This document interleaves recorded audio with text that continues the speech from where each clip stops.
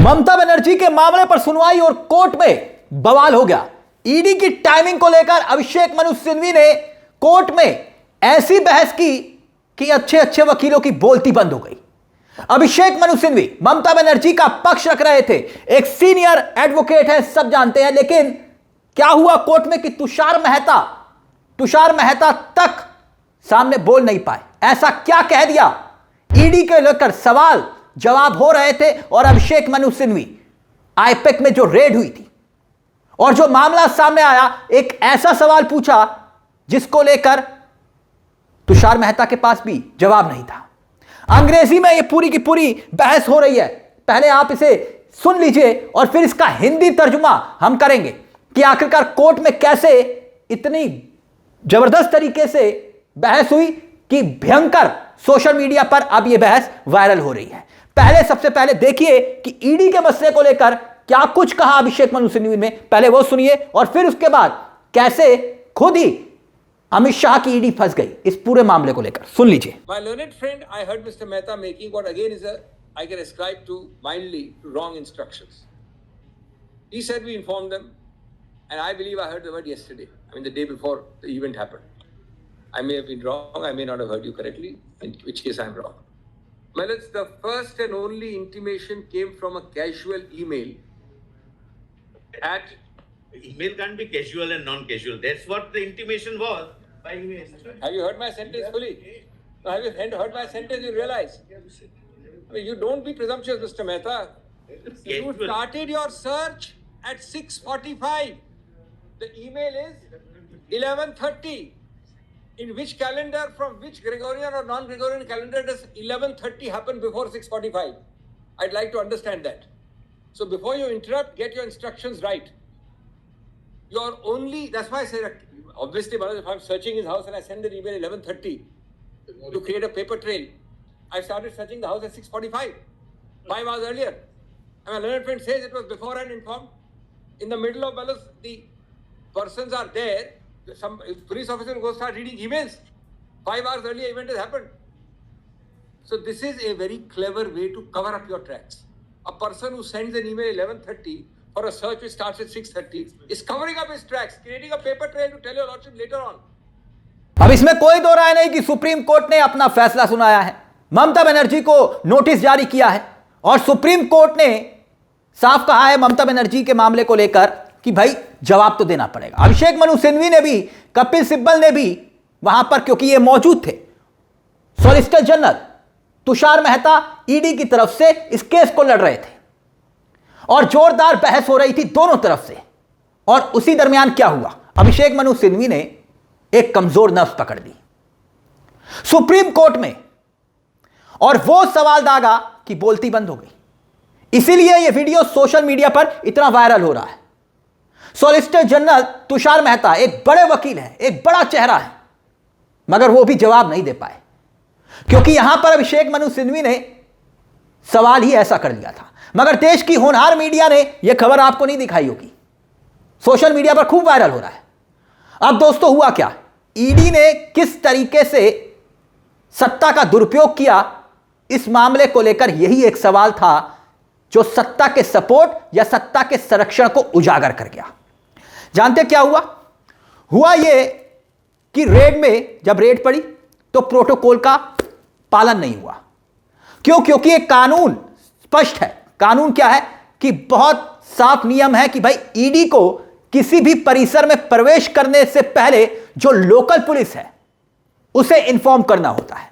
मतलब बहुत basic protocol है ये। ईडी चाहे तो किसी भी राज्य में रेड करे, इसमें कोई दो राय नहीं। किसी भी जगह पर जाकर, किसी के घर पर, किसी परिसर पर जाकर आप रेड करें, कोई दिक्कत नहीं। लेकिन लोकल पुलिस को आपको इंफॉर्म करना है। आपको पहले इंफॉर्म करना है और फिर छापेमारी शुरू करनी है। यह एक प्रोटोकॉल है, एक प्रोसेस है। मतलब कि इस प्रोसेस को आपको फॉलो करना है, लेकिन आपने यहां पर उसे फॉलो नहीं किया। कैसे, अब वो समझिए। आईपैक के यहां पर छापेमारी होती है, ईडी पहुंचती है कितने बजे, सुबह करीब 6:45 पर आईपैक परिसर के अंदर दाखिल होती है। ईडी आईपैक ऑफिस में जब पहुंचती है, जो अभिषेक मनु सिंघवी ने सवाल उठाया कि भाई जो लोकल पुलिस है आपने उसको इंफॉर्म किया क्योंकि आप 6:45 पर अंदर घुसे, आपकी मंशा यह थी, तो आपने 6:45 के बाद आपने 11:30 बजे इंफॉर्म किया, यानी कि 7:30, 8:30, 9:30, 10:30, 11:30, करीब करीब 5 घंटे, या फिर यूं कह लीजिए कि 4.5 घंटे तक आपने इंफॉर्म तक नहीं किया। और फिर उसके बाद आपने एक मेल फॉरवर्ड किया लोकल पुलिस को, बताया कि हम रेड कर रहे हैं। अगर आपकी मंशा सही थी तो आपने इंफॉर्म क्यों नहीं किया? आप चाहे तो आप तमाम चर्चाएं देख रहे होंगे, किसी प्लेटफॉर्म पर, किसी मीडिया प्लेटफॉर्म पर आपने यह खबर देखी क्या कि सुप्रीम कोर्ट ने ममता बनर्जी को नोटिस भेजा? ये तो सब बता रहे हैं, जाहिर सी बात है कि भाई लबो लबाब यही है कि एंड में आपको नोटिस का जवाब देना है। लेकिन इस बीच अभिषेक मनु सिंघवी ने जो खुलासा किया वो बहुत महत्वपूर्ण है कि भाई ममता बनर्जी फाइल लेकर गई, लेकिन ईडी की मंशा क्या थी? इससे यह साफ होता है। अब दस्तावेज लेकर ममता बनर्जी भागी, ममता बनर्जी को लेकर आरोप लगाए, उनके डीजीपी को लेकर आरोप लगाए, वो एक अलग विषय है, वो कोर्ट में जवाब देंगे। लेकिन क्या ईडी ने प्रोटोकॉल फॉलो नहीं किया, जिसका जिक्र यहां पर अभिषेक मनु सिंघवी कर रहे हैं? आखिर ईडी ने प्रोटोकॉल फॉलो क्यों नहीं किया? अगर उसकी मंशा सही थी तो रेड शुरू हुई 5 घंटे के बाद जाकर आप लोकल पुलिस को इंफॉर्म कर रहे हैं। और अमूमन तब यह होता है जब कोई एक बड़ा आरोपी हो, ऐसा आरोपी जो भाग सकता है, मनी लॉन्ड्रिंग का कोई मामला हो। लेकिन यहां तो सीधे तौर पर बात सबूतों की थी। ईडी किसी को बिना इंफॉर्म करे सीधे रेड करने पहुंच जाती है, कोई परमिशन की जरूरत नहीं है। और यह सब विपक्ष के राज्यों में होता है, सत्ता पक्ष के राज्यों में कहीं देखा आपने ईडी की रेड पड़ रही है? यही तो सवाल उठ रहे हैं। 6 साल पुराने मामले पर अचानक आप चुप्पी क्यों तोड़ रहे हैं? अभिषेक मनु सिंघवी ने यह भी पूछा कि भाई अचानक 6 साल के बाद आपको याद आई, और वो भी कानून का पालन नहीं किया आपने, प्रोटोकॉल फॉलो नहीं किया ईडी ने, लोकल पुलिस को इन्फॉर्म नहीं किया ईडी ने। तो क्या यह जांच का मामला है कि नहीं है? आप खुद बताइए। और इसी मामले को लेकर देखिए, आप कोर्ट में जब ये पूरा बवाल हो रहा था तो सब शांत थे। अभिषेक मनु सिंघवी कह रहे थे मुझे बात रखने दो, पता चल जाएगा कि हकीकत क्या है। आईपीसी के लिए आपने नियम कायदे कानून फॉलो क्यों नहीं किए? तो क्या यह डराने धमकाने का मामला था?